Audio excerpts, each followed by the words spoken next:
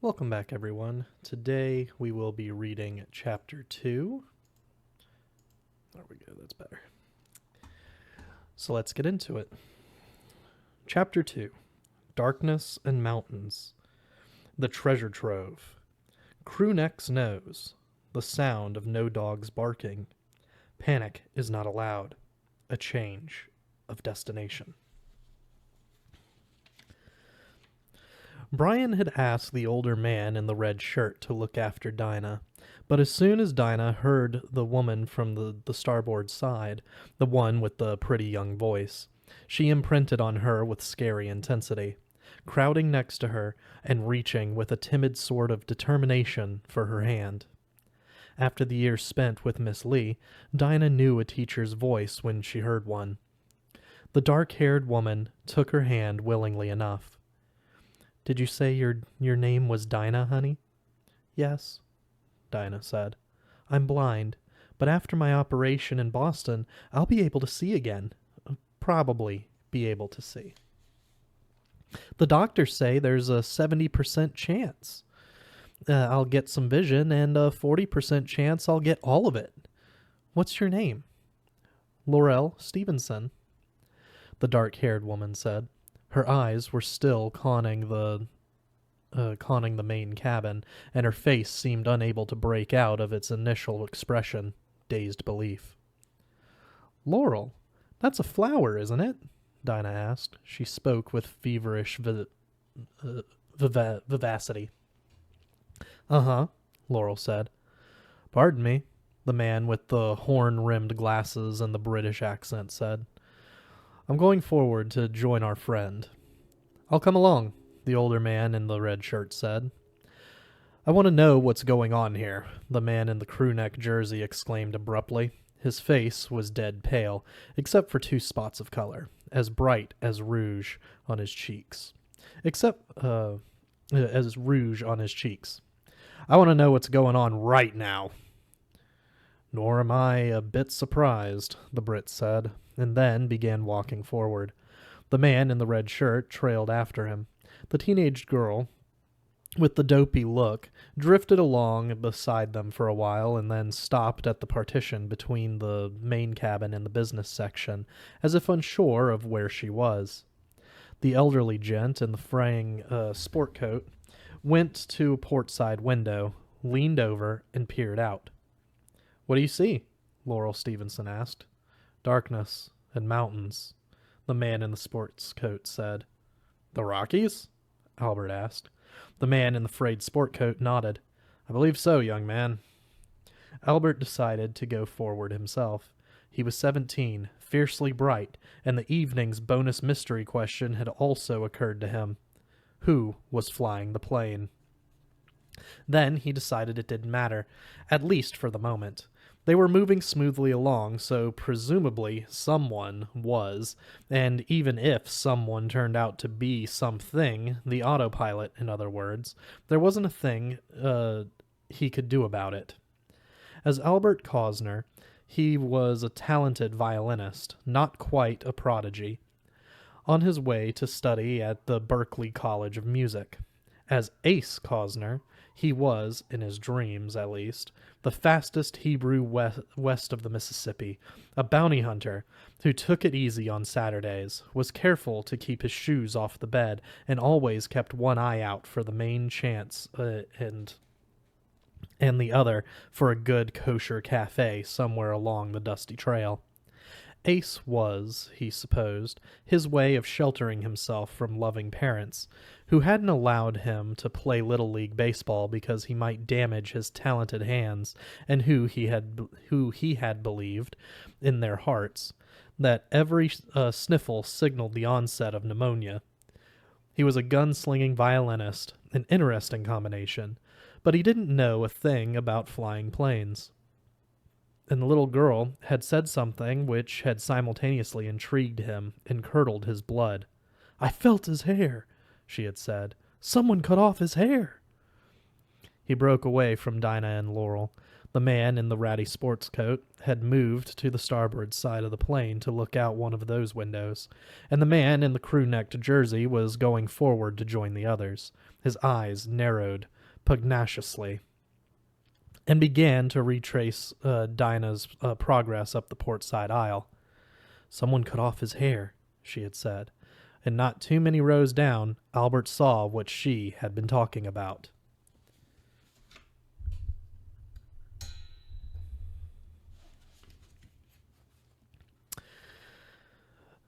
"I am praying, sir," the Brit said, "that the pilot's cap I noticed in one of the first-class seats belongs to you." Brian was standing in front of the locked door, head down, thinking furiously. When the Brit spoke up behind him, he jerked in surprise and whirled on his heels. "Didn't mean to put your wind up," the Brit said mildly. "I'm Nick Hopewell." He stuck out his hand. Brian shook it. As he did so, performing his half of the ancient ritual, it occurred to him that this must be a dream. The scary flight from Tokyo and finding out that Anne was dead had brought it on. Part of his mind knew this was not so, just as part of his mind had known the little girl's scream had had nothing to do with the deserted first-class section, but he seized on this idea just as he had seized on that one. It helped, so why not? Everything else was nuts, so nutty that even attempting to think about it made his mind feel sick and feverish. Besides, there was really no time to think, simply no time, and he found that this was also something of a relief. "Brian Engel," he said. "I'm pleased to meet you, although the circumstances are—" He shrugged helplessly. What were the circumstances exactly? He could not think of an adjective which would adequately describe them. "Bit bizarre, aren't they?" Hopewell agreed. "Best not to think of them right now, I suppose. Does the crew answer?"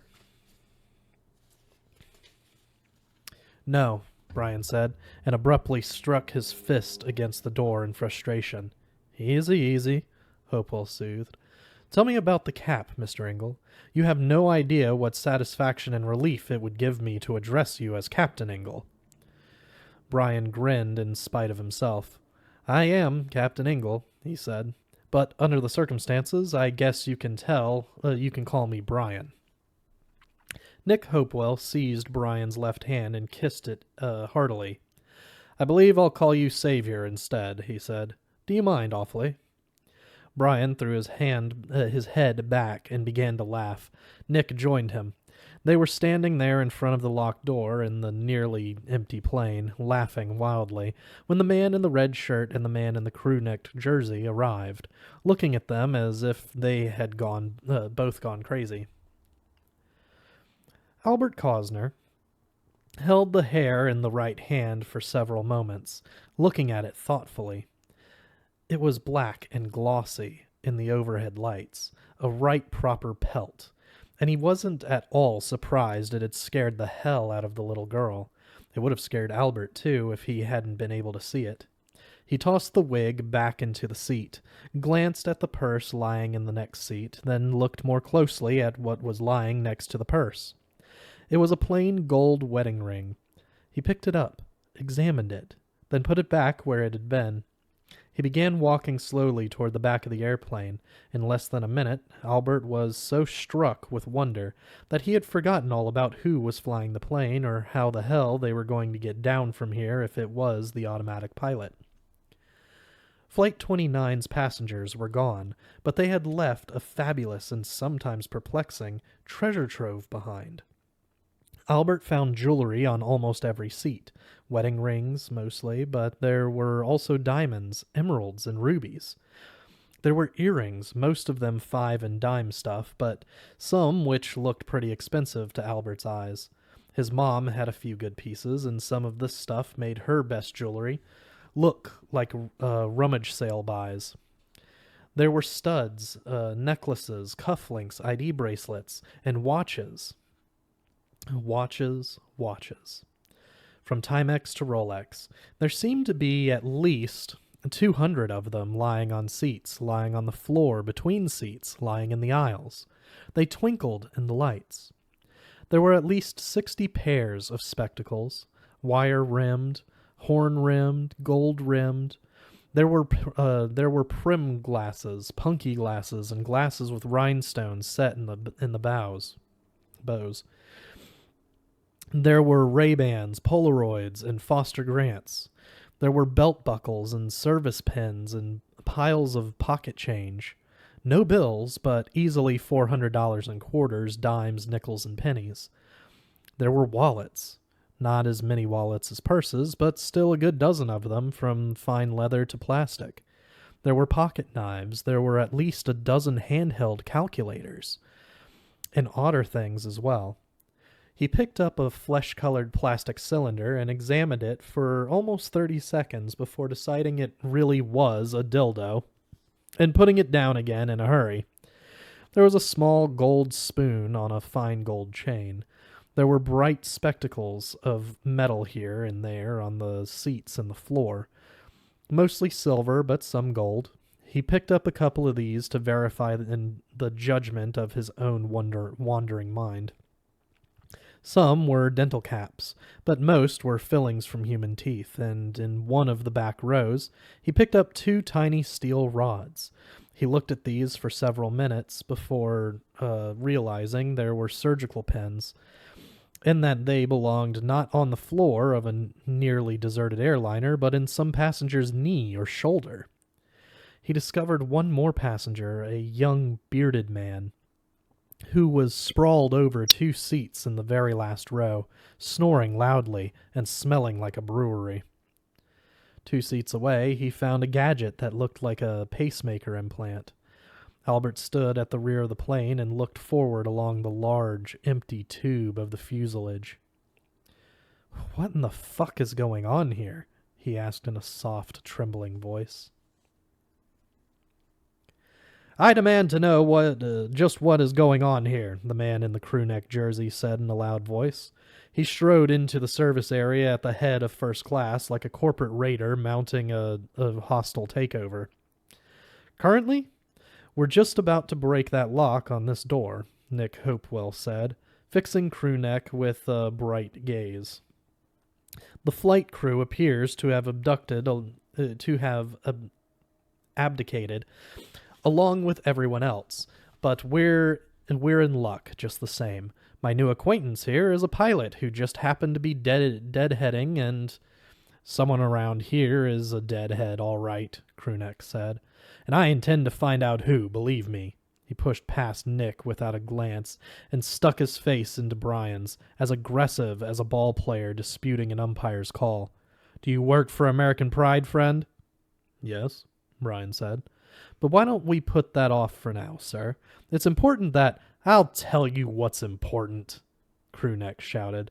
A fine mist of spit settled on Brian's cheeks, and he had to sit on a sudden, an amazingly strong impulse, to clamp his hands around the twerp's neck and see how far he could twist his head before something inside cracked. "I've got a meeting at the Prudential Center with representatives of Bankers International at 9 o'clock this morning, promptly at 9 o'clock. I booked a seat on this conveyance in good faith, and I have no intention of being late for my appointment. I want to know 3 things. Who authorized an unscheduled stop for this airliner while I was asleep, where that stop was made, and why it was done. "Have you ever watched Star Trek?" Nick Hopewell asked suddenly. Crewneck's face, suffused with angry blood, swung around. His expression said that he believed the Englishman was clearly mad. "What in the hell are you talking about?" "Marvelous American program," Nick said. "Science fiction, exploring strange new worlds like the one which apparently exists inside your head.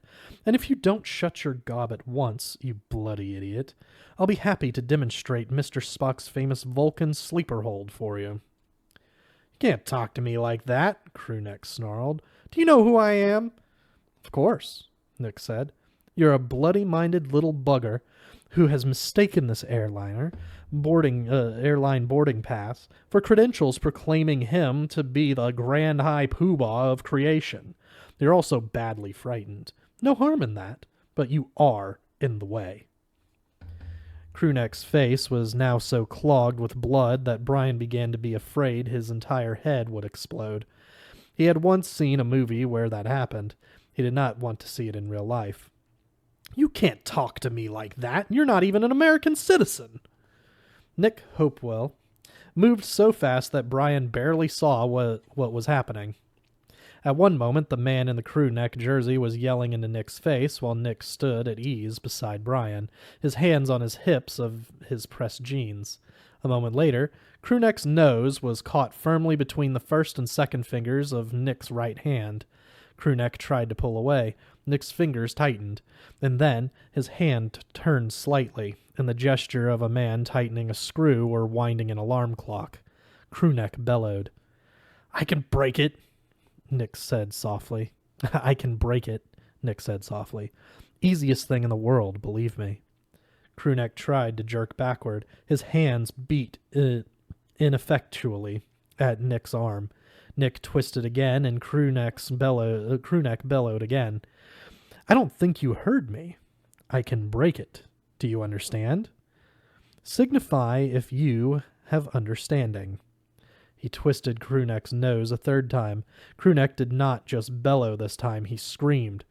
"Oh, wow," the stoned-looking girl said from behind them. "A nose hold."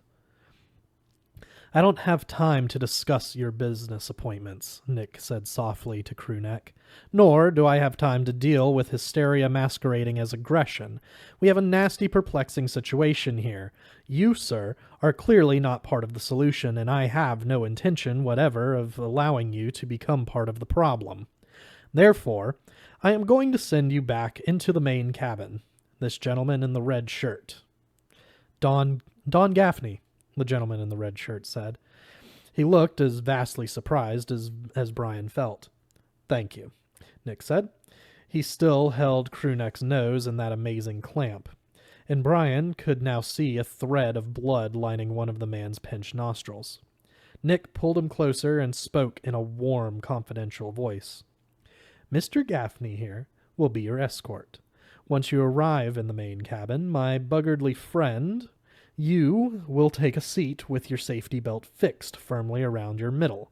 Later, when the captain here has assured himself we are not going to fly into a mountain, a building, or another plane, we may be able to discuss our current situation at greater length. For the present, however, your input is not necessary. Do you understand all these things I have told you?"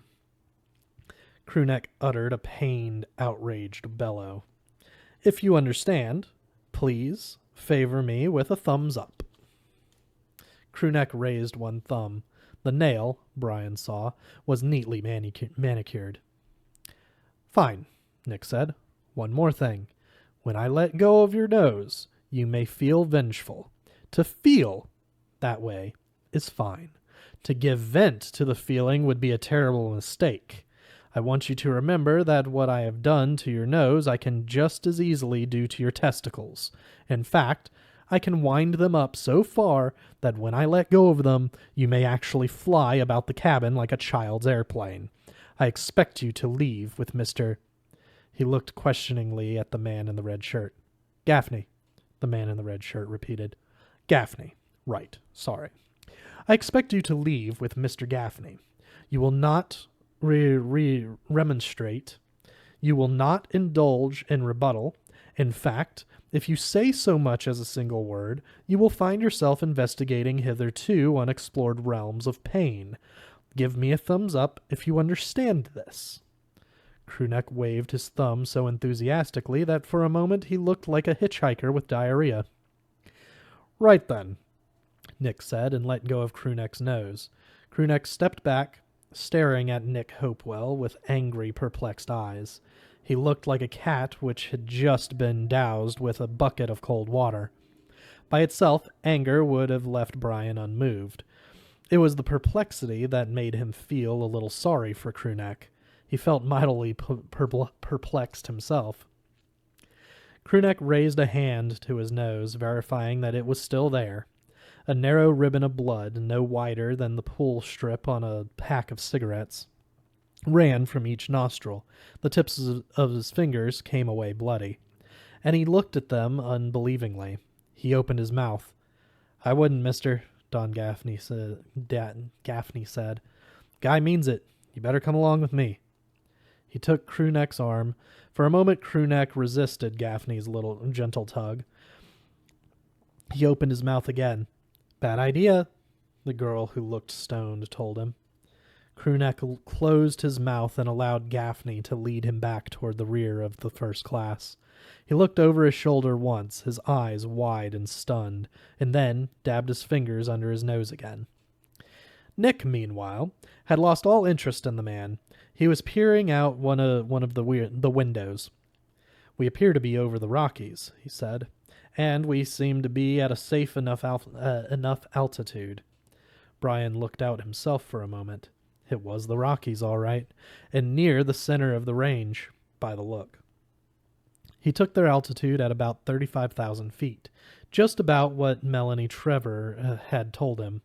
So they were fine, at least so far. "Come on," he said. "Help me break down this door." Nick joined him in front of the door. "Shall I captain this part of the operation, Brian? I have some experience." Be my guest. Brian found himself wondering exactly how Nick Hopewell had come by his experience in twisting noses and breaking down doors. He had an idea it was probably a long story. "It would be helpful to know how strong the lock is," Nick said.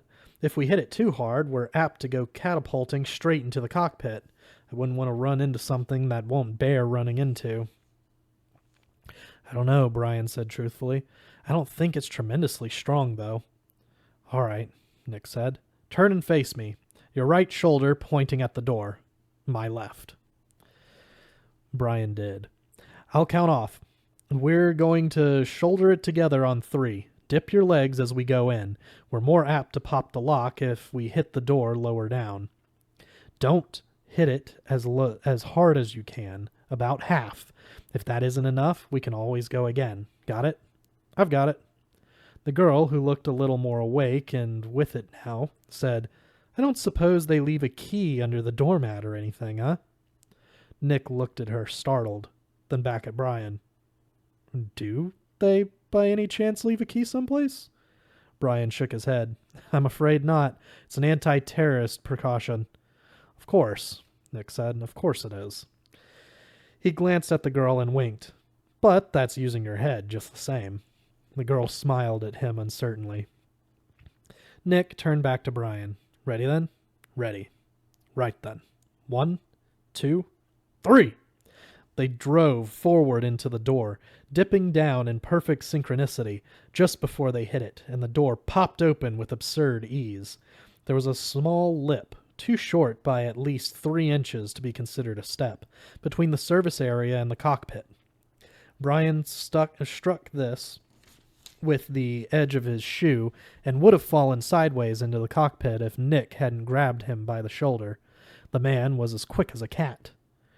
"Right then," he said, more to himself than to Brian. "Let's see what we're dealing with in here, shall we?"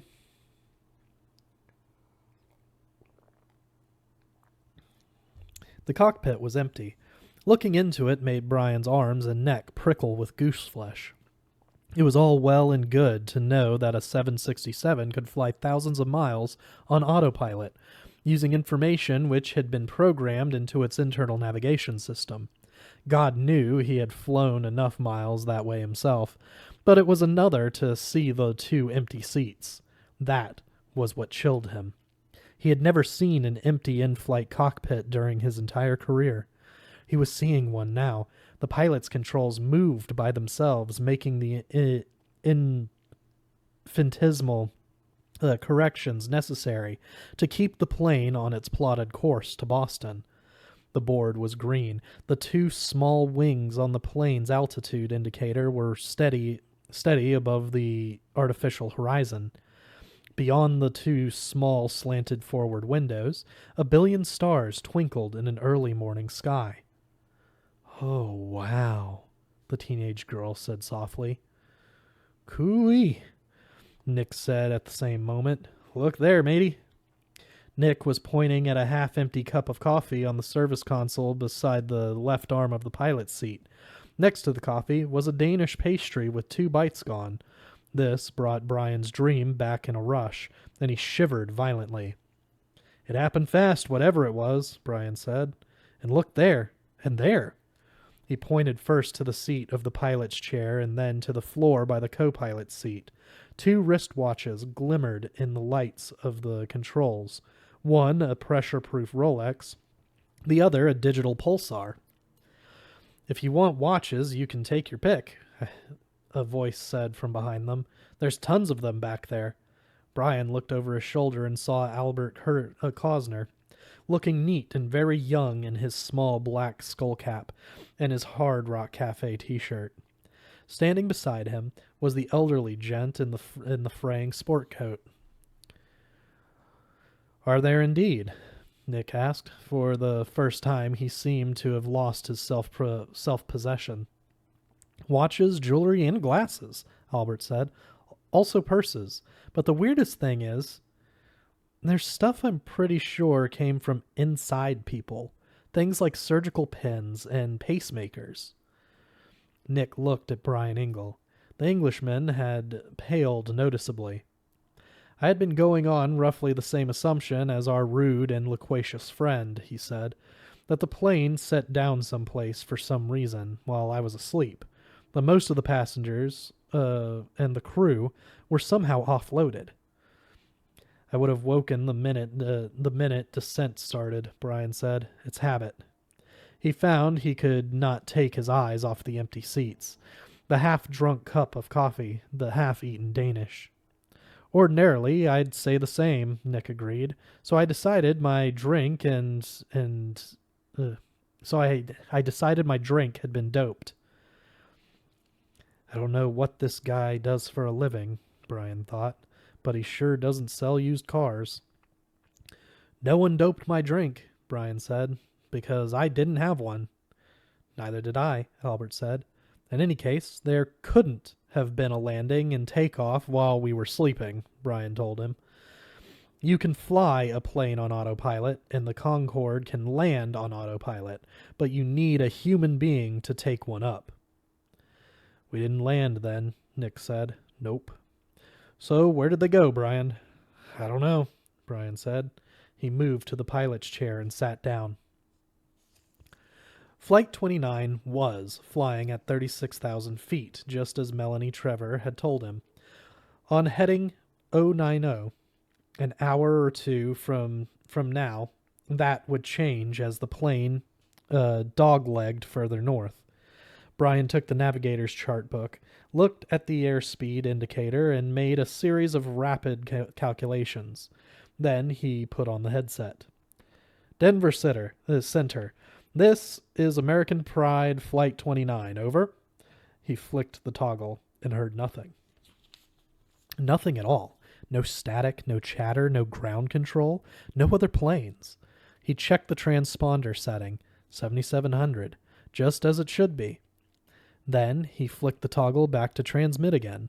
Denver Center. Come in, please. This is American Pride Flight 29. Repeat. American Pride. Heavy.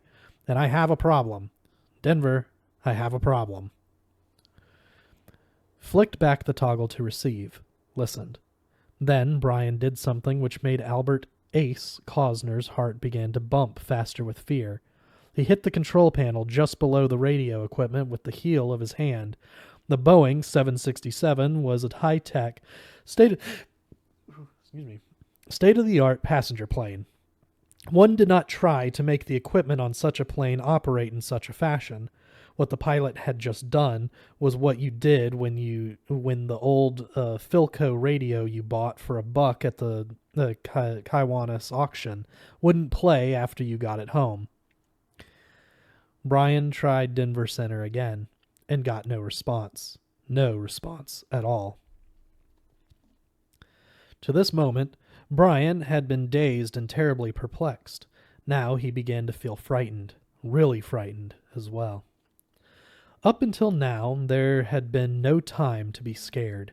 He wished that were still so, but it wasn't.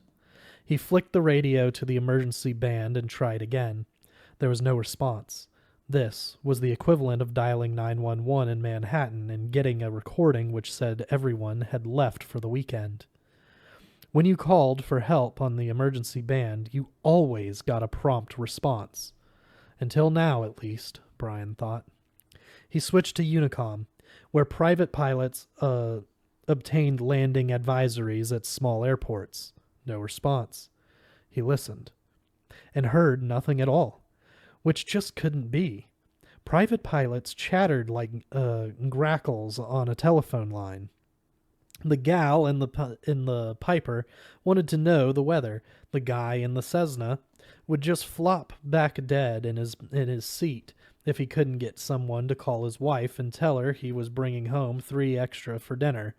The guys in the Lear wanted the girl on the desk at the Arvada airport to tell their charter passengers that they were going to be 15 minutes late and to hold their water.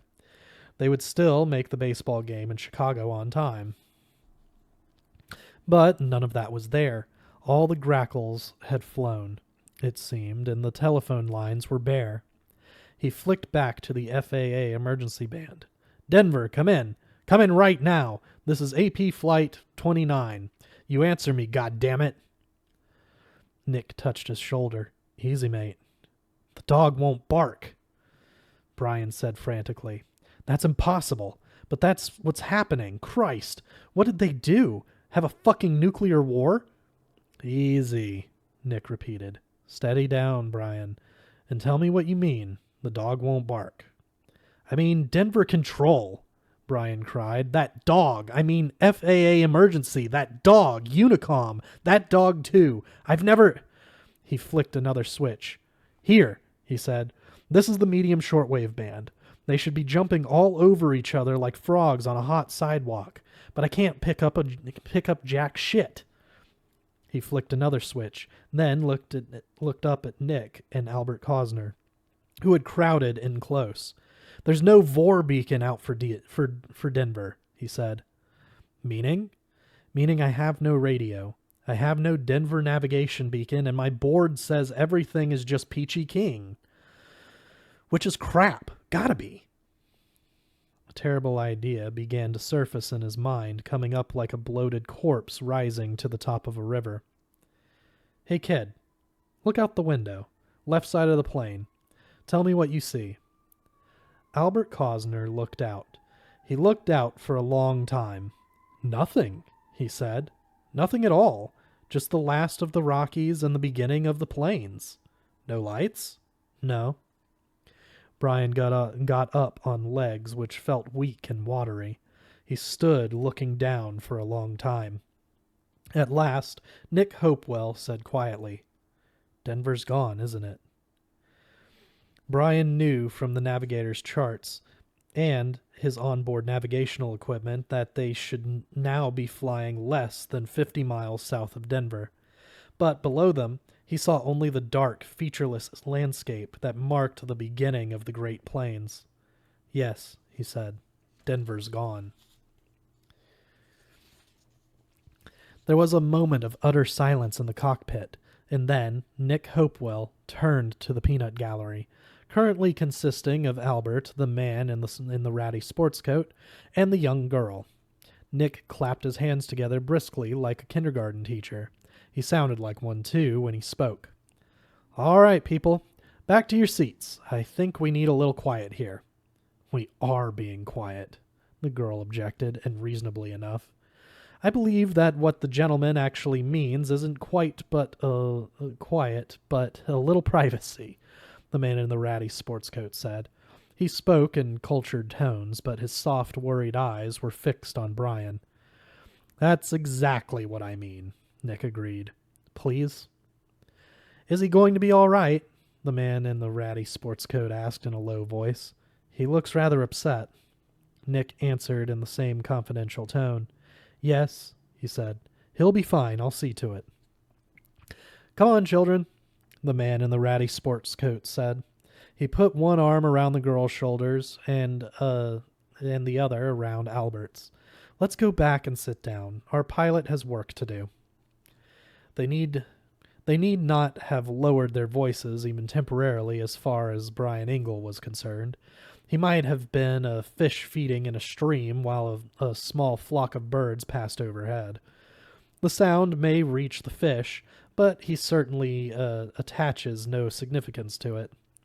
Brian was busy working his way through the radio bands and switching from one navigational touch point to another. It was useless. No Denver, no Colorado Springs, no Omaha, all gone. He could feel sweat trickling down his cheeks like tears, could feel his shirt sticking to his back. I must smell like a pig, he thought, Then inspiration struck. He switched to the military aircraft band, although regulations expressly forbade his doing so. The Strategic Air Command practically owned Omaha. They would not be off the air.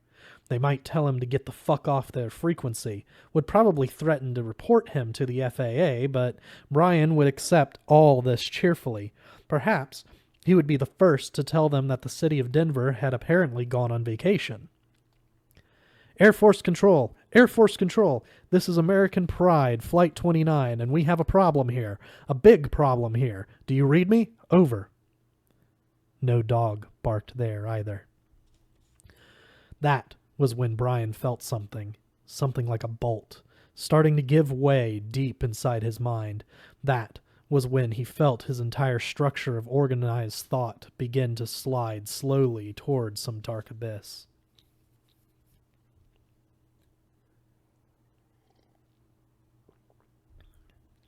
Nick Hopewell clamped a hand on him then, high up on his shoulder, near the neck.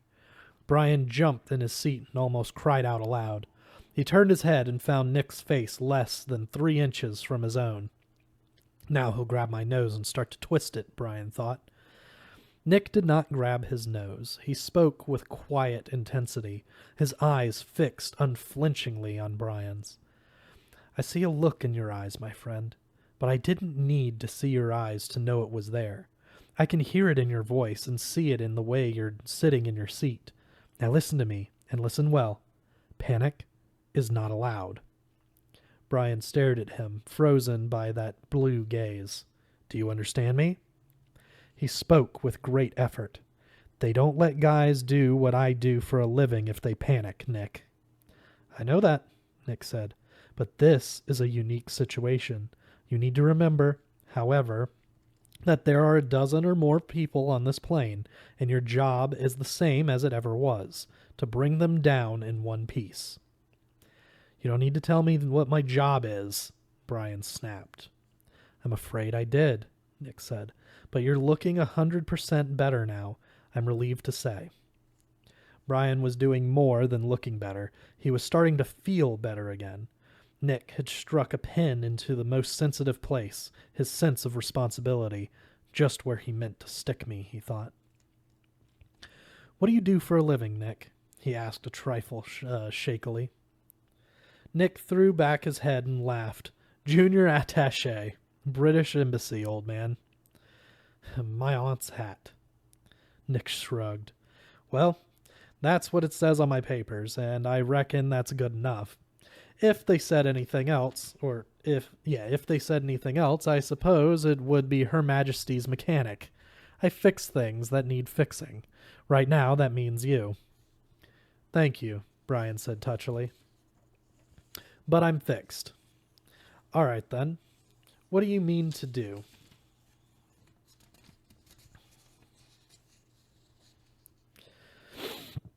Can you navigate without those ground beam thingies? Can you avoid other planes? I can navigate just fine with onboard equipment, Brian said. As for other planes, he pointed at the radar screen. This bastard says there aren't any other planes. Could be there are, though, Nick said softly. Could be that radio and radar conditions are snafu'd, at least for the time being. You mentioned nuclear war, Brian. I think if there had been a nuclear exchange, we'd know. but that doesn't mean there hasn't been some sort of accident. Are you familiar with the phenomenon called the electromagnetic pulse? Brian thought briefly of Melanie Trevor. Oh, and we've had reports of the aurora borealis over the Mojave Desert. You might want to stay awake for that. Could that be it? Some freakish weather phenomenon?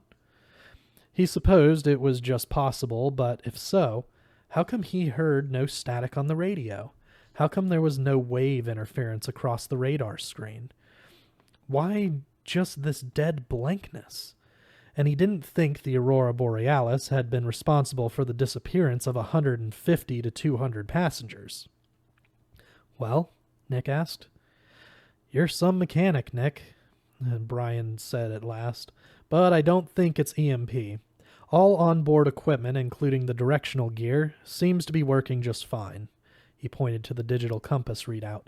If we'd experienced an electromagnetic pulse, that baby would be all over the place, but it's holding dead steady. So, do you intend to continue on to Boston? Do you intend?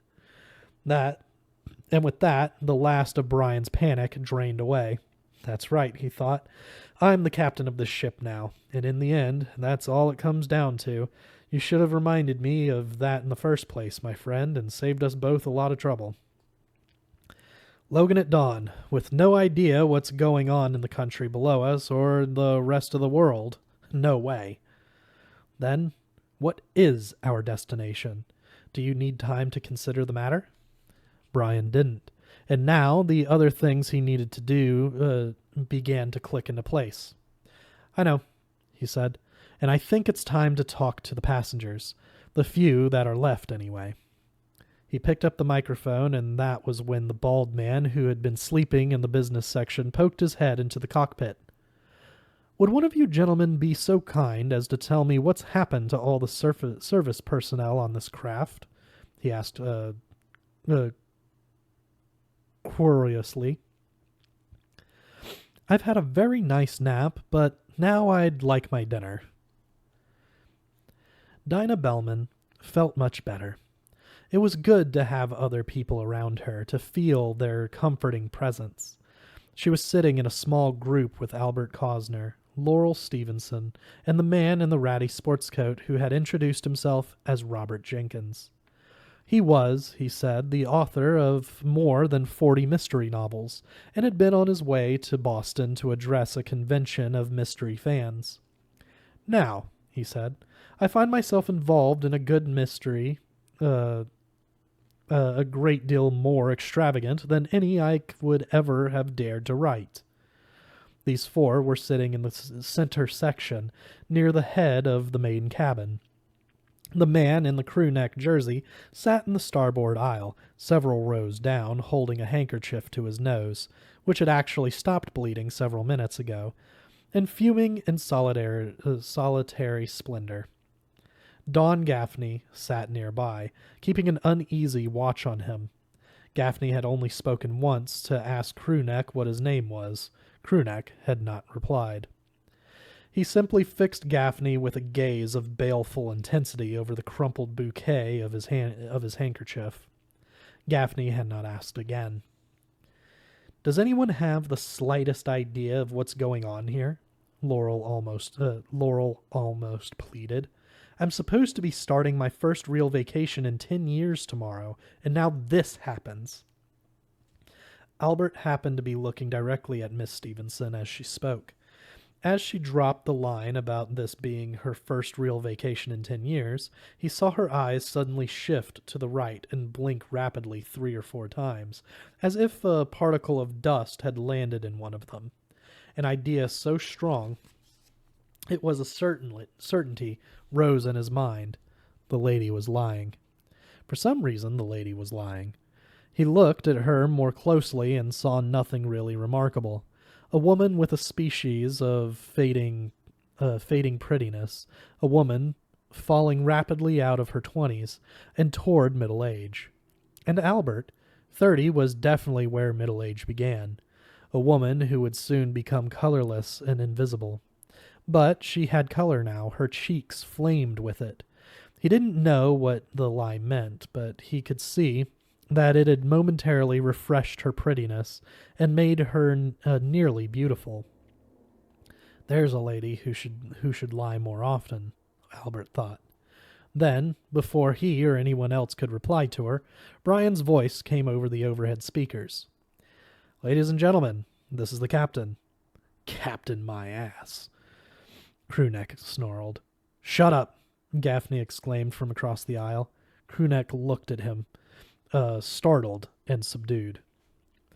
As you undoubtedly know, we have an extremely odd situation on our hands here, Brian continued. You don't need me to explain it, you only have to look around yourselves to understand. I don't understand anything, Albert muttered. I know a few other things as well. They won't exactly make your day, I'm afraid, but since we're in this together, I want to be as frank as I possibly can. I have no cockpit-to-ground communication, and about 5 minutes ago, we should have been able to see the lights of Denver clearly from the airplane. We couldn't. The only conclusion I'm willing to draw right now is that somebody down there forgot to pay the electricity bill. And until we know a little more, I think that's the only conclusion any of us should draw. He paused. Laurel was holding Dinah's hand. Albert produced a low, odd whistle.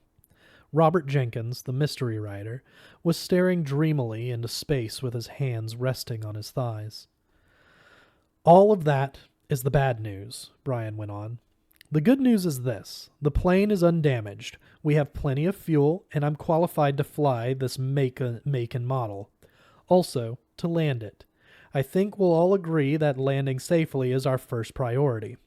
There isn't a thing we can do until we accomplish that, and I want you to rest assured that it will be done. Last thing I want to pass on to you is that our destination will now be Bangor, Maine. Sorry. The last thing I want to pass on to you is that our destination will now be Bangor, Maine. Crewneck sat up with a jerk.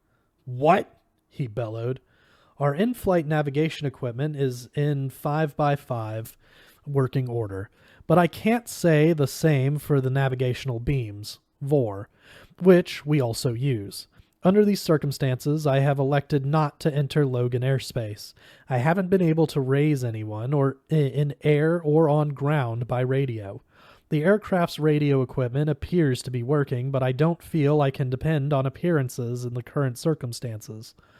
Bangor International Airport has the following advantages. The short approach is over land rather than water. Air traffic at our ETA, about 8:30 a.m., will be much lighter, assuming there's any at all, and BIA, which used to be Dow Air Force Base, has the longest commercial runway on the east coast of the United States. Our British and French friends land the Concorde there when they get into New York. Crewneck bawled. I have an important business meeting at the Peru this morning at 9 o'clock, and I forbid you to fly into some dipshit Maine airport. Dinah jumped and then cringed away from the sound of Crewneck's voice, pressing her cheek against the side of Laurel Stevenson's breast. She was not crying, not yet anyway, but Laurel felt her chest begin to hitch. Do you hear me? Crewneck was bellowing. I am due in Boston to discuss an unusually large bond transaction, and I have every intention of arriving at that meeting on time. He unlatched his seatbelt and began to stand up. His cheeks were red, his brow waxy white. There was a blank look in his eyes, which Laurel found extremely frightening. Do you understand? Please, Laurel said. Please, mister, you're scaring the little girl. Crewneck turned his head, and that unsettling blank gaze fell on her. Laurel could have waited. Scaring the little girl? We're diverting to some tin-pot chicken shit airport in the middle of nowhere, and all you've got to worry about is... Sit down and shut up or I'll pop you one, Gaffney said, standing up. He had at least 20 years on Crewneck, but he was heavier and much broader through his chest. He had rolled the sleeves of his red flannel shirt to the elbows, and when he clenched his hands into fists, the muscles in his forearms bunched. He looked like a lumberjack just starting to soften into retirement. Crewneck's upper lip pulled back from his teeth. This dog-like grimace scared Laurel because she didn't believe the man in the crewneck jersey knew he was making a face. She was the first of them to wonder if this man might not be crazy. "I don't think you could do it alone, Pops," he said. "He won't have to." It was the bald man from the business section. "I'll take a swing at you myself if you don't shut up." Albert Cosner mustered all his courage and said, "So will I, you putz," saying it was a great relief. He felt like one of the guys at the Alamo, stepping over the line Colonel Travis and drawn in the dirt. Crewneck looked around. His lip rose and fell again in that queer dog-like snarl. I see. You're all against me. Fine." He sat down and stared at them truculently. "But if you knew anything about the market in South American bonds..." He didn't finish. There was a cocktail napkin sitting on the arm of the seat next to him. He picked it up, looked at it, and began to pluck at it. "Doesn't have to be this way," Gaffney said. "I wasn't born a hard-ass, mister, and I ain't one by inclination either." He was trying to sound pleasant, Laurel thought, but wariness showed through, perhaps anger as well. "You ought to just relax and take it easy. Look on the bright side. The airline will probably refund your full ticket price on this trip." Crewneck cut his eyes briefly in Don Gaffney's direction, then looked back at the cocktail napkin. He quit plucking it and began to tear it into long strips. "Anyone here know how to run that little oven in the galley?" Baldy asked, as if nothing had happened. "I want my dinner." No one answered. "I didn't think so," the bald man said sadly. "This is the era of specialization. A shameful time to be alive." With this philosophical pronouncement, Baldy retreated once more to the business class. Laurel looked down and saw that below the rims of the dark glasses with their jaunty red plastic frames, Dinah Bellman's cheeks were wet with tears. Laurel forgot some of her own fear and perplexity, at least temporarily, and hugged the little girl. "Don't cry, honey. That man was just upset. He's better now." "If you call sitting here and looking hypnotized while you tear a paper napkin into teeny shreds better," she thought. "I'm scared," Dinah whispered. "We all look like monsters to that man."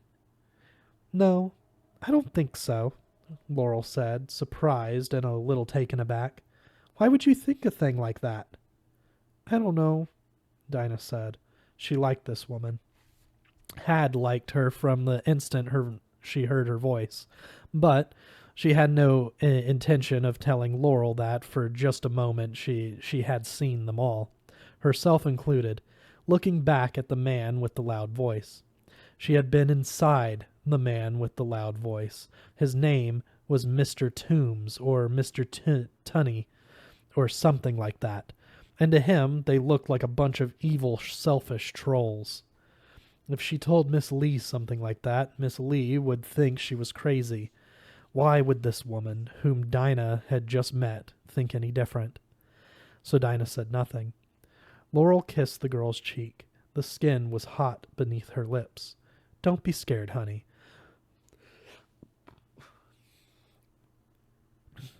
We're going along just as smooth as can be. Can't you feel it? In just a few hours, we'll be safe on the ground again." "That's good. I want my Aunt Vicky, though. Where is she? Where is she, do you think?" "I don't know, hon," Laurel said. "I wish I did." Dinah thought again of the faces the yelling man saw. Evil faces, cruel faces. She thought of her own face as he perceived it. A piggish baby face, with the eyes hidden behind huge black lenses. Her courage broke then, and she began to weep in hoarse, racking sobs that hurt Laurel's heart. She held the girl, because it was the only thing she could think of to do, and soon she was crying herself. They cried together for nearly 5 minutes, and then Dinah began to calm again. Laurel looked over at the slim young boy, whose name was either Albert or Alvin. She could not remember which, and she saw that his eyes were also wet. He caught her looking and glanced hastily down at his hands. Dinah fetched one final gasping sob and then just lay with her head pillowed against Laurel's breast. I guess crying won't help, huh? No, I guess not, Laurel agreed. Why don't you try going to sleep, Dinah? Dinah sighed, a watery, unhappy sound. I don't think I can. I was asleep. Tell me about it, Laurel thought. And Flight 29 continued east at 36,000 feet, flying at over 500 miles an hour above the dark midsection of America. That's it for this week. We'll see you guys next week with Chapter 3.